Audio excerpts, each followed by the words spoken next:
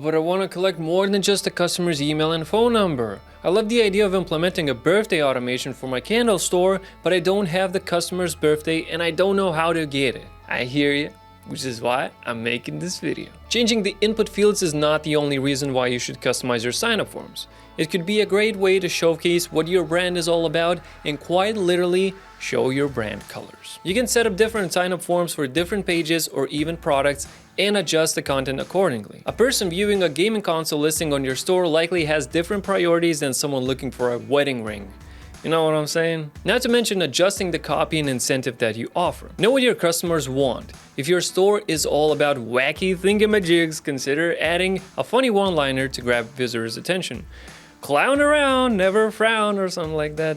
Anyway, let's talk about some common oopsies that marketers might make. Unrelated information. Don't ask for information you have no intent of using. That way you would create friction for no purpose and destroy your conversion rates. Why are you asking for your customer's maiden name? Another thing is the lack of clear value proposition. Your customers are signing up for a reason, and you should do your share and tell them what that reason is. Is it a weekly newsletter? Is it to let them know about your latest releases first? Is it to get into an exclusive waiting list? Whatever it might be, let them know in your sign-up form. So those would be some common mistakes marketers make. So what are some best practices? Well, obviously only ask for relevant information you have intentions of using and offer a strong incentive to sign up. Additionally, it's important to keep things simple. Text, input fields, button, image. Those should be the 4 elements for the cleanest sign-up forms. Text should catch the attention and propose a value.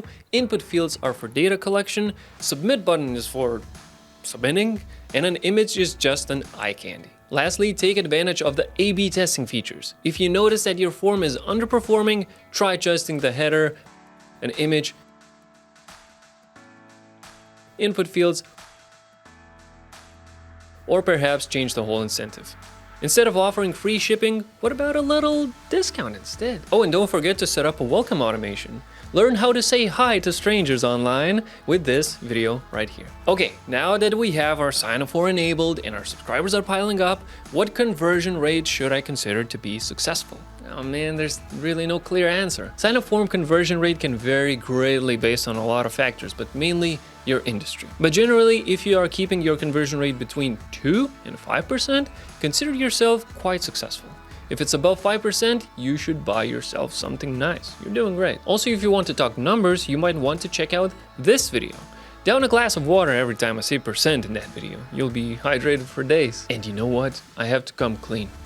Everything that I just told you might be obsolete, because there's an easier way. And it's to use our massive library of pre-built sign-up forms. We've got options for pop-ups, embeds, and landing pages, all crafted with the best practices used by industry titans. So start free by signing up to Omnisend with the link below or directly at omnisend.com. Now go get 'em, tiger. Rawr. I had to.